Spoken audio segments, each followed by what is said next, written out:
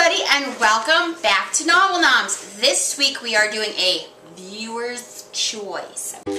From classics to children's books, you never know what she's gonna cook when Gretchen makes Novel Noms. And this week's choice comes from Jamie. Jamie Danger on YouTube and also on Twitter sent me this message. It says, "Hi, my name is Jamie and I wanted to send something in for your contest. Blah, blah, blah. First, I've enclosed Taguchi Ichikawa's novel Be With You," which I'll talk about in a second. And he also mentioned that he loved, one of his very, very favorite dishes is Japanese curry. And as you know, I enjoy curry. I love curry. But Japanese curry is different than your typical curry, because it's not even thought to be a typical Japanese dish, but as Jamie explains, it's been around since the 19th century in Japan. So he explains how versatile and customizable it is.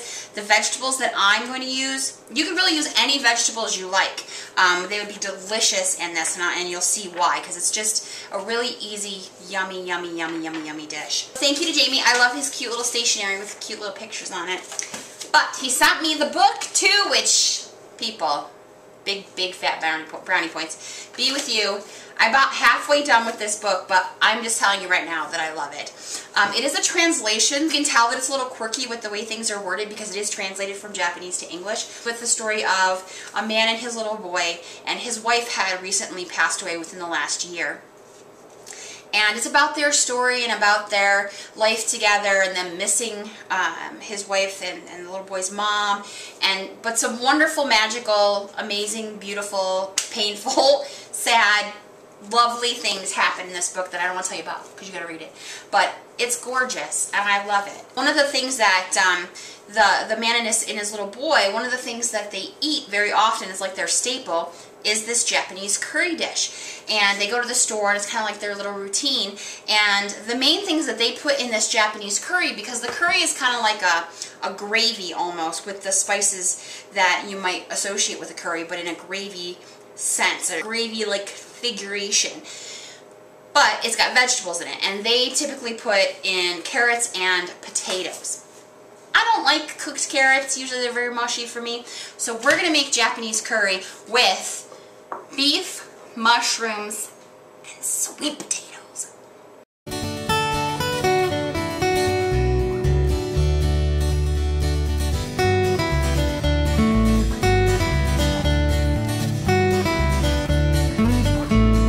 This Japanese curry dish is typically served with a short grain, almost like a sushi rice. And I already have some cooking up on my burner just so it's ready when I'm ready to go. Alright, so the first thing we need to do is to get the vegetables ready. And again, you could use any vegetables that you like. You could use a bok choy, you could use cabbage, you could use eggplant, carrots, potatoes, whatever you want. We're going to do some baby Bella mushrooms, which are like mini portobellos. So yummy. And I've just wiped them clean with a paper towel. You don't need to rinse mushrooms. And I'm just going to run my knife through them once, and then I've got my mushrooms ready, which are like a really nice earthy texture and taste. They're going to make it just deliciousness. And I'm also going to do a sweet potato. Now, the sweet potato is, you could use a regular white potato if that's what you have. I love the sweet potato because it does have that little sweet texture, and it mixes really lovely with the curry, kind of like a little spicy, a little sweet. And what we're going to do is we're going to julienne this. I'm going to teach you a little technique. So what you do is you cut off the bottom so it's flat, cut off the top so it's flat, side. So basically you want perfect square. So you've got a square potato. So I'm going to do equal size slices.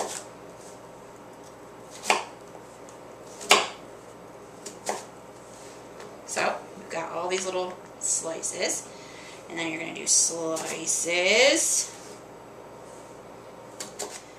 And then I'm going to do a dice on that. Now, so to make a julienne into a dice, we're just going to do that. Next, we're going to use some Anjan, which, you know, pretty much no matter what vegetables you decide to make in there, I would put onion in there just because it gives you that extra fullness of flavor and yumminess. To slice it in 3 of these this way.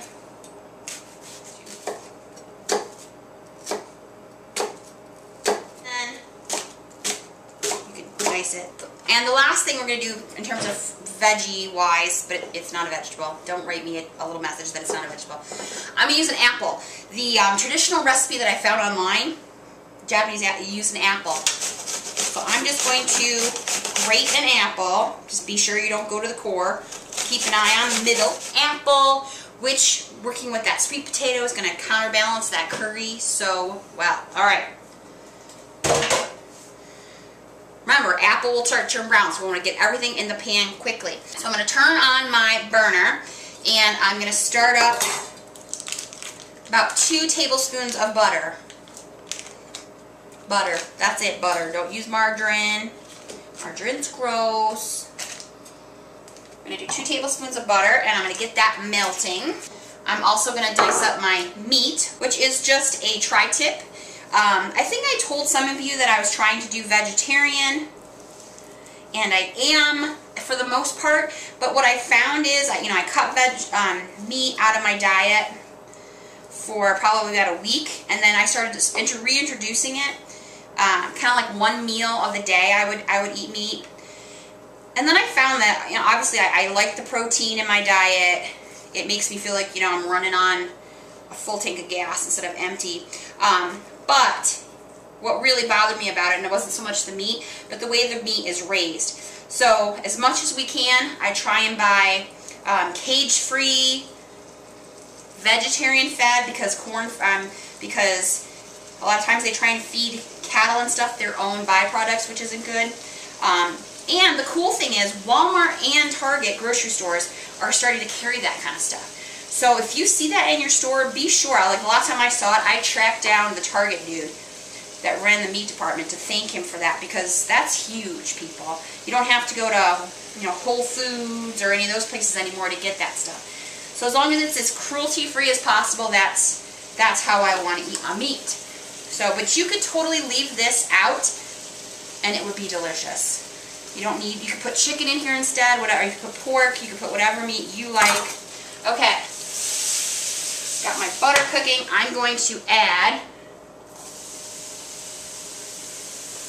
vegetables. Get everything started cooking. So this happens from time to time. I start to make something and realize I don't have enough room in my pan. So I'm going to transfer it to a bigger pot, because you need to make sure you have enough room to put stock over the top of it, and sometimes I forget and use a very shallow pan. That's okay.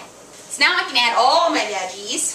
I'm going to add all those vegetables in there, and this is about 8 ounces of just a lean beef. Like I said, you can use any vegetable you want, any meat you want. You want to get it coated in the butter.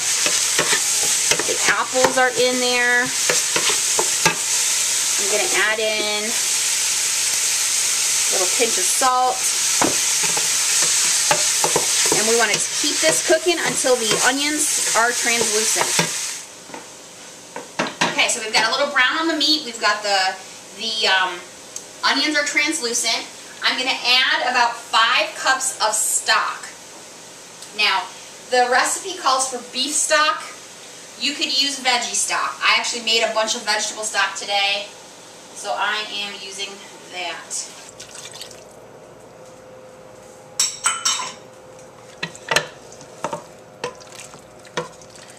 Okay, all of that's mixed together.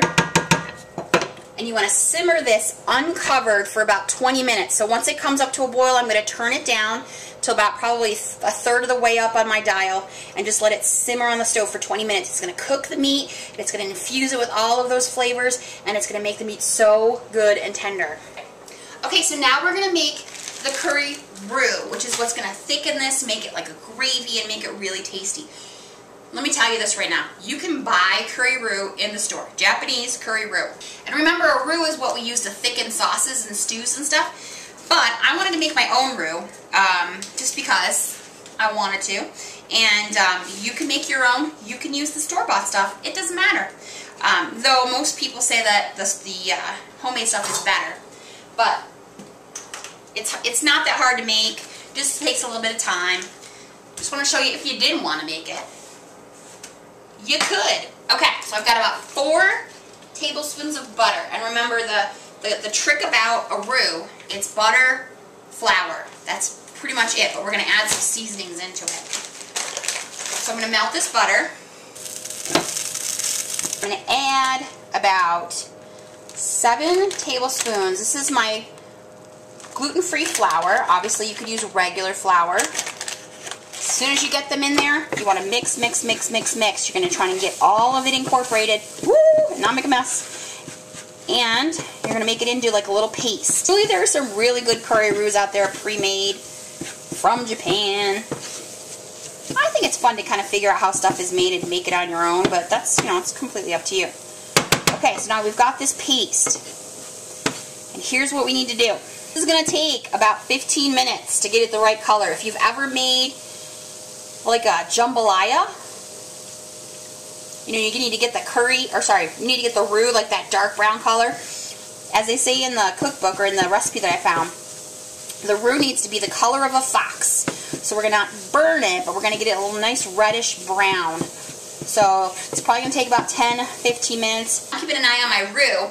I want to talk to you about curry. Now, like I said, different kinds of curries have different configurations of spices. That's all curry is. It's not one spice, it's a bunch of spices mixed together.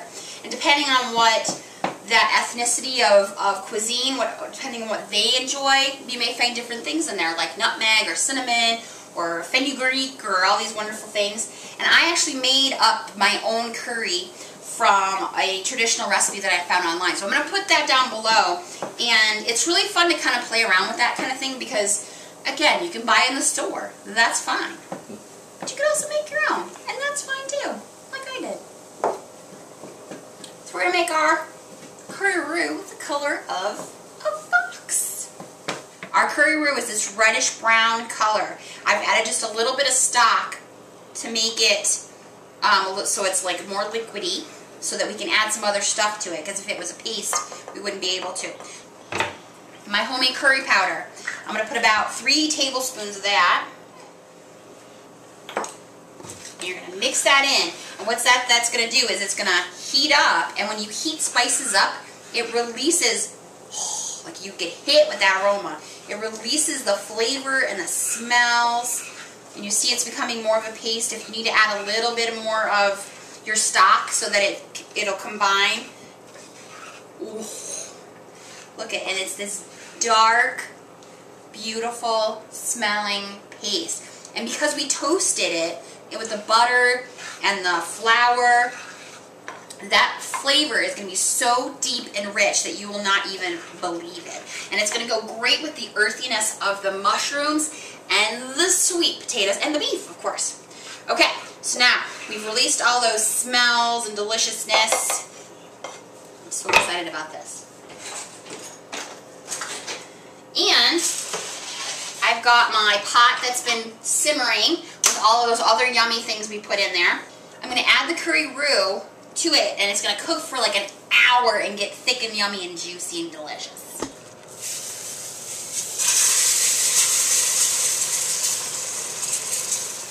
So you're going to make sure that it's still down low because we want it to simmer. You want to mix it good into the broth. If it already seems really, really, really thick, just add a little bit more broth. I think I'm going to actually add just a few ladles of broth.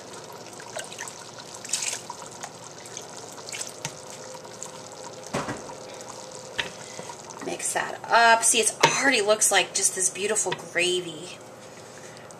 We're going to get that all incorporated. I'll leave this simmering on the stove for an hour, uncovered, just on that light little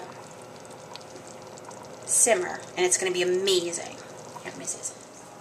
It's delicious. It's amazing. It's so filling, and that's what I love about this book too. Is it's so, you know, there's sadness in it, but it's so heartwarming, and the relationship between the man and his little boy, and the man and his wife, and all of that.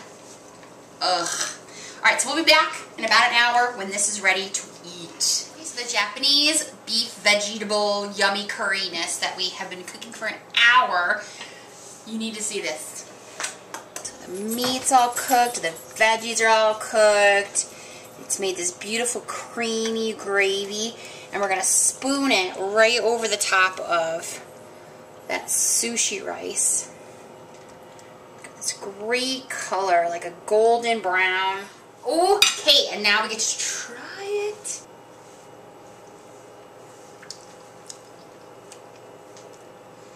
Ugh. This might honestly be one of the favorite things I've ever made on Novel Noms. You got this curry spice, but it's like in the background of this like creamy, earthy gravy with the meat, which gives great texture, and the sweet potatoes, which really balance it out nicely. And those apples. Oh, that's really good. Go me. And the beef, because we've been cooking it slowly in that broth for an hour, it's tender and juicy and full of all that yummy flavor. Mushrooms. Awesomeness. So this is something great and hearty and wonderful that you could feed your family or yourself. It stores beautifully in the refrigerator or the freezer for like months. It's so good. So homey, yummy, warm, comfy, cozy Japanese curry, and the most beautiful, sweet little book, Be With You, by Tayuki Ichikawa. Go read it. So thank you, Jamie, for sending that in. You'll be getting your prize shortly. Just send me a message with mailing address. So the next episode of Novel Noms, we will be doing a mystery box episode. See you next time. From classics to children's books, you never know what she's gonna cook when Gretchen makes Novel Moms.